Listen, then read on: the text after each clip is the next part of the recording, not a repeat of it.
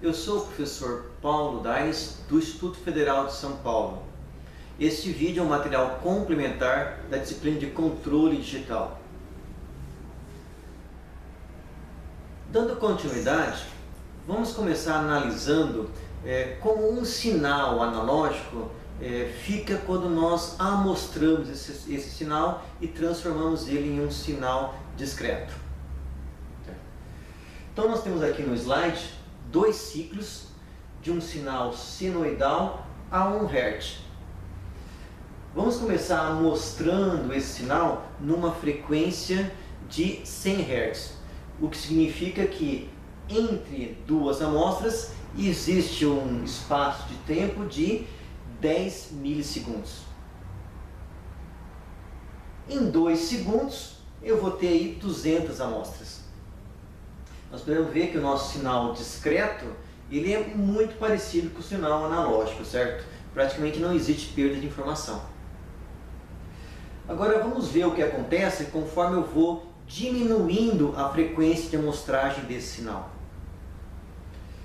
Agora amostrando aí a 50 Hz. Então nós já começamos a ver que existem alguns espaços vazios ali entre as minhas amostras. Mas ainda assim não compromete aí o meu sinal, certo? Eu consigo reconhecer facilmente que isso é um sinal senoidal. Vamos baixar mais um pouco a frequência de amostragem para 25 Hz. Bom, amostrando aí 1 Hz com 25 Hz, eu ainda consigo visualizar bem o sinal, certo? Dá para ver claramente que isso aí é um seno, continua sendo um sinal senoidal. Bom, amostrando com 10 Hz, eu diria que já dá para começar a ter alguma dúvida, certo? Se esse sinal realmente, pelo menos visualmente, dá para a gente começar a ter alguma dúvida se esse sinal realmente é senoidal ou se isso aí já não é um sinal trapezoidal. Já começa, parece faltar informação, certo? Se a gente diminuir mais ainda a frequência de amostragem, para, por exemplo, 4 Hz, aqui com certeza eu já perdi a informação. Eu olhando esse sinal, ele pode ser muito bem um sinal triangular, pode ser um sinal trapezoidal. Então, se eu amostrar esse sinal de 1 Hz com 4 Hz, eu perco bastante informação. E por último, se eu amostrar ele somente com 2 Hz, se coincidir de eu estar mostrando ele no instante zero, eu só vou ler zero, certo? Dependendo da fase aí que eu tiver da minha primeira leitura, eu posso estar lendo um valor para cima, para baixo, para cima, para baixo. Então, se eu mostrar então um sinal de 1 Hz com 2 Hz, eu praticamente perdi toda a informação do meu sinal. Apesar de que nós vamos ver que o teorema de amostragem nos diz que o limite de frequência para eu ler um sinal de 1 Hz seria 2 Hz. Mas o teorema de amostragem é aplicável somente em situações ideais. Nós vamos ver que nas situações reais, em geral, nós vamos precisar de uma frequência acima da frequência de amostragem do teorema de amostragem, certo? Bom, vamos fazer agora o inverso, certo? Eu tenho aqui um sinal amostrado e eu vou tentar descobrir qual foi o sinal analógico que me deu origem a esse sinal. Então, se eu simplesmente unir os pontos, eu vou dizer que o sinal contínuo que me deu a origem desse sinal tem esse formato aí, certo?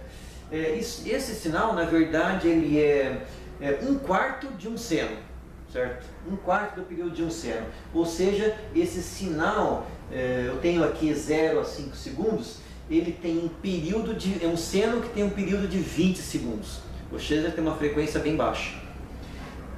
Se eu ler esse sinal com 4 Hz, com a frequência de amostragem de 4 Hz, eu consigo recompor esse sinal.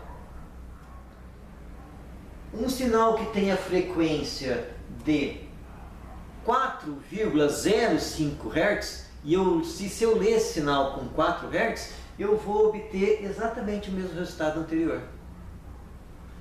Nós vamos ver aí na disciplina que se eu ler o sinal em múltiplos do sinal de amostragem, mais ou menos a frequência do meu sinal original, esse sinal vai se repetir, certo? Ou seja, em outras palavras, quando eu amostro um sinal contínuo, eu obtenho um único sinal amostrado, certo? Agora, quando eu tento fazer o caminho de volta, e a partir de um sinal amostrado obter o sinal contínuo original, eu vou ter infinitas possibilidades. Se eu não limitar aí a minha frequência máxima do sinal, eu vou ter então infinitas possibilidades, certo? Não é um caminho único de volta. Agora, se eu disser, a frequência do meu sinal original ela é menor do que a minha frequência de amostragem, se eu colocar alguns limites, eu vou ter um único retorno, que vai ser para o sinal de mais baixa frequência. Mas a gente tem que ter em mente que pode ter, se eu cometi algum erro na escolha da frequência de amostragem, pode ser que eu volte para um sinal errado, certo? Então, temos que ter bastante cuidado na hora de definir a frequência de amostragem. Após esse estudo inicial, para ter uma noção mais intuitiva, uma noção gráfica do que é amostrar um sinal e do que é também tentar obter a partir de um sinal amostrado, o sinal contínuo original, nós vamos agora tentar estudar qual é o efeito que causa no meu sinal o meu conversor analógico digital, certo? Então, o conversor analógico digital, ele me pega um sinal analógico e transforma num sinal digital. Vamos ver como que isso é feito do ponto de vista matemático, do ponto de vista um pouco mais teórico. Bom, nós temos aqui então a representação gráfica, primeiramente, do meu conversor digital analógico. Do ponto de vista matemático, o meu processo de amostragem, ele equivale a eu pegar o meu sinal contínuo e multiplicar por um trem de impulsos unitários. Então, lembrando, um impulso unitário ele tem um valor 1 no instante igual a 0 e 0 em todos os demais tempos. E um trem de impulsos unitário, ele tem o impulso a cada período de amostragem. Então, a cada período de amostragem, eu tenho um novo impulso. Então, se eu pegar então, essa sequência aí de impulsos unitários e multiplicar pelo sinal de entrada, eu vou ter então o meu processo de amostragem. Então, do ponto de vista matemático, é isso que nós estamos fazendo. Eu consigo então representar esse trem de impulsos unitários através de um somatório infinito. Então eu tenho ali que ele é igual a k variando de menos infinito até infinito, do meu impulso unitário, t menos kts, onde o k está variando de menos infinito até mais infinito, e o ts é o meu período de amostragem. Então, se eu pegar um sinal qualquer no tempo e multiplicar por esse trem de impulsos unitários, essa sequência de impulsos unitários, eu vou ter então, matematicamente, eu posso passar meu f de t para dentro do somatório. Eu vou ter então o meu novo sinal, que eu estou chamando aqui de f asterístico, porque nesse processamento, apesar de eu só ter informação da amostra, entre as amostras eu ainda tenho informação, que é nula, mas ela ainda está definida, certo? Eu também posso representar isso graficamente com uma chave, certo? Que está fechando muito rapidamente no período de amostragem. Então essa chave fecha, dá um contato e abre. E vai fechar novamente no próximo período de amostragem. Essa sequência de impulsos unitários, ela é um sinal periódico. Sendo um sinal periódico, eu posso representá-lo através de série de Fourier, certo? Então esse trem, se eu aplicar então série de Fourier nesse trem de impulso unitário, eu vou ter aqui nesse novo formato, certo? Que ele agora é um somatório de cossenos. Então ele é 1 sobre ts, 1, mais 2 vezes o somatório de k variando de 1 até infinito, de cosseno de k ômega st, onde ômega s é a frequência de amostragens em radianos por segundo. Então, transformei meu trem de pulsos em uma soma de cossenos. Como exemplo, eu estou pegando um sinal que é igual a um seno puro. Então, se eu tentar mostrar um seno puro, minha função do contínuo sendo a vezes seno de ômega t, eu pegar então, aplicar aí esse seno multiplicando essa função de cossenos, eu vou ficar então que a minha função amostrada é igual a sobre TS vezes seno de ômega t, que é a minha função contínua que eu quero mostrar, mais 2 vezes seno de ômega t vezes cosseno de k ômega s ts, certo? Então o meu seno está em ômega, que é a frequência do meu sinal contínuo que eu quero mostrar, e os meus cossenos estão em múltiplos da minha frequência de amostragem. Bom, se eu for ali numa tabela aí de funções trigonométricas, eu consigo transformar cosseno de x vezes seno de x em meio, que multiplica seno de x mais y menos seno de x menos y. Então, qualquer tabela aí de funções trigonométricas, vocês encontram essa transformação aqui, certo? Então, se eu aplicar então no meu somatório de seno vezes cosseno, eu vou obter então a minha função amostrada numa nova forma, certo? Então eu tenho ali a sobre ts vezes seno de ômega t mais 2 vezes seno de k ômega s ts mais ômega t menos seno de k ômega s ts menos ômega t. Bom, o primeiro termo, a gente vê claramente que é o sinal original, certo? Aquele é o meu sinal seno de ômega t, do lado de fora eu tenho A, né? Ele está, como se diz, multiplicado por, ou melhor, ele está dividido por TS, então tem um fator multiplicativo, mas é claramente o meu sinal original. Só que somado ao meu sinal original, lembrem que a frequência de amostragem, ela sempre é maior do que a frequência do sinal que eu quero mostrar. Se eu escolher uma frequência adequada, ela vai ser sempre maior. Então, em torno da minha frequência de amostragens, novamente aparece o meu sinal original. Então, réplicas do meu sinal original vão aparecer em múltiplos da frequência de amostragem. Esses múltiplos eles são chamados de harmônicos ou ruídos de amostragem. Então, quando eu amostro um sinal, esses múltiplos aparecem. Vocês lembram que nós comentamos que nós podemos fazer o retorno para vários sinais, certo? Esses sinais que nós podemos fazer o retorno, quando eu tenho um sinal amostrado, quando eu quero retornar para o sinal contínuo, na verdade pode ser que eu retorne para os múltiplos ou para os ruídos de amostragem. Então, se eu quiser, então eu tenho um sinal contínuo, eu amostro esse sinal contínuo. Se eu quiser recuperar novamente esse sinal contínuo, eu preciso filtrar esses harmônicos ou ruídos de amostragem, que em geral estão na frequência sempre acima da frequência do meu sinal, se eu tiver escolhido uma frequência de amostragem adequada. Bom, no slide anterior, nós fizemos uma análise no domínio do tempo no processo de amostragem. Nós também podemos fazer uma análise no domínio da frequência.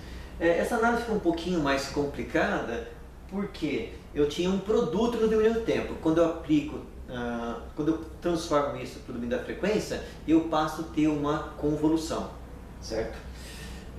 Mais graficamente fica mais fácil entender o que acontece, certo? Então nós vamos olhar graficamente o que acontece então com o meu sinal quando eu o amostro, certo? Então nós vimos que quando eu tenho um dado sinal e eu multiplico isso por um trem de pulsos, o interessante é que o meu trem de pulsos no domínio do tempo, ele também é um trem de pulsos no domínio da frequência.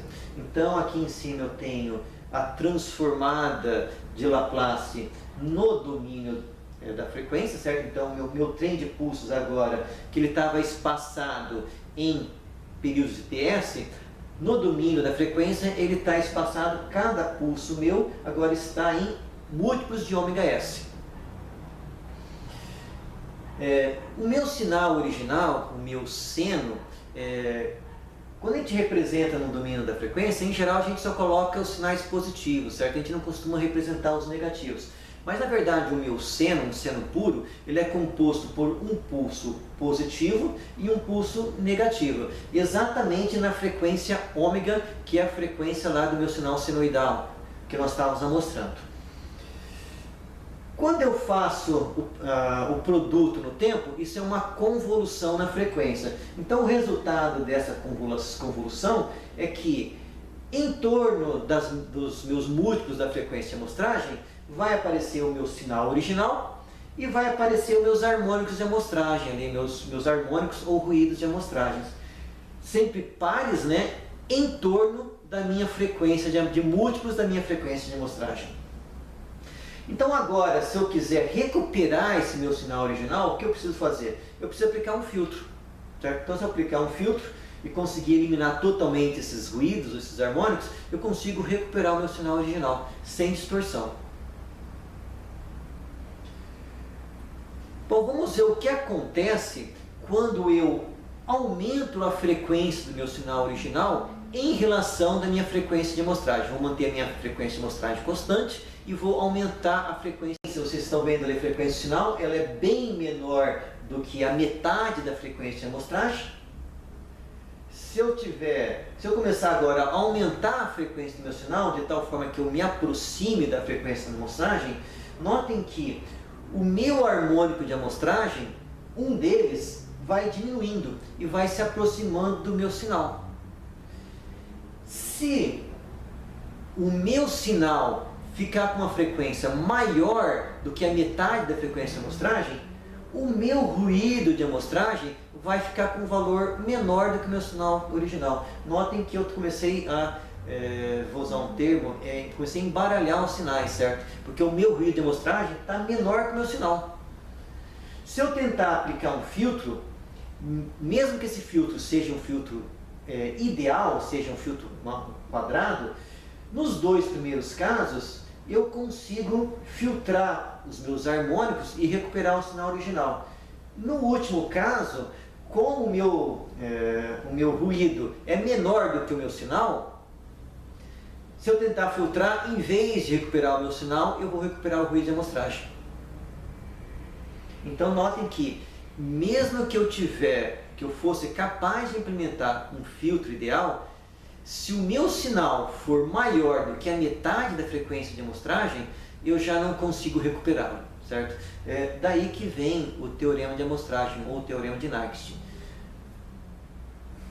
Bom, vamos fazer uma análise similar, mas para um sinal que já não é mais um seno puro. Para um sinal que tenha uma certa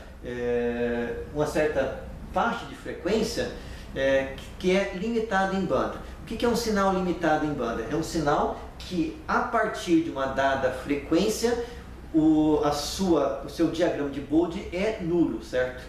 Então, por facilidade, eu representei um sinal triangular ali, certo? Um sinal no tempo, cuja sua transformada de Laplace deu uma onda triangular, certo? Isso simplesmente por facilidade do desenho aqui. Okay? Então, nesse primeiro caso, se eu amostrar esse sinal, que já não é mais um seno, ele tem várias frequências, novamente eu vou obter múltiplos desse sinal, certo? Então, em torno da minha frequência de amostragem, vai aparecer cópias do meu sinal original. De novo, essas cópias são ruídos ou harmônicos de amostragem. Mas agora para um sinal que já não é mais um seno puro. Se essa minha frequência de banda máxima do sinal for menor do que ômega-s sobre 2, que metade da frequência de amostragem, nós vamos ver que nós vamos conseguir recuperar o sinal. Então aqui no limite, nessa minha curva no meio, onde a minha frequência de banda é ômega-s sobre 2, vocês vão ver que a gente consegue recuperar o sinal. Agora, se a minha banda do meu sinal ultrapassar ômega-s sobre 2, for maior que ômega-s sobre 2, as minhas cópias vão começar a se sobrepor. Os meus ruídos de amostragem vão começar a se sobrepor entre si e sobre o sinal original, de tal forma que o meu resultado seja esse sinal que vocês estão vendo aqui embaixo. Então, se agora eu tentar filtrar com um filtro ideal, nos dois primeiros casos eu vou conseguir filtrar os meus ruídos. Notem que nesse caso aqui, quando a banda do meu sinal é igual à metade da frequência de amostragem, eu estou no limite possível para poder obter o meu sinal original. No último caso, onde eu não respeitei que a banda do sinal for maior que ômega-s sobre 2, eu não respeitei o termo de amostragem, mesmo com o filtro ideal, eu já não consigo recuperar bem o meu sinal. Notem que o meu sinal vai ficar com distorções em altas frequências. Agora sim, então, nós podemos introduzir um pouco mais, de uma forma um pouco mais formal, o Teorema de Nagel. Então, o Teorema de Nagel diz o seguinte: se eu tiver um sinal limitado em banda, ou seja, que acima de uma dada frequência, o meu sinal, a transformada do meu sinal é nula, e se essa frequência de banda for, se duas vezes essa frequência de banda for maior do que a frequência de amostragem, eu consigo recompor meu sinal original. Isso se eu conseguir implementar um filtro ideal. A gente sabe que filtro ideal não é possível ser implementado na prática, certo? Então, na prática, essa frequência de Nagel, ela vai ser um valor pequeno. Por quê? Porque nós não conseguimos implementar filtro ideal.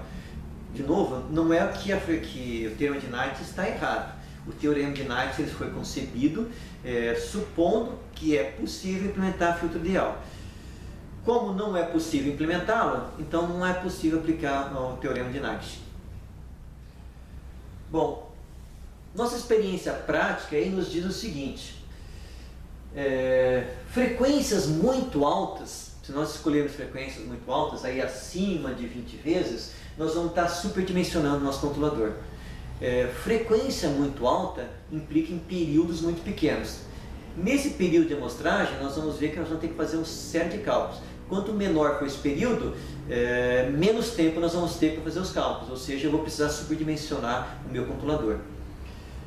Frequências de amostragem muito baixas, abaixo aí de 4 vezes a frequência de banda, nós vamos ver que nós não vamos conseguir filtrar o sinal, ou quando nós filtrá-lo, nós vamos pegar parte do rio de amostragem. Na prática, aí um valor de frequência de amostragem que dá uma boa relação aí de custo-benefício é de 10 vezes, certo? 10 vezes a frequência de banda do nosso sistema.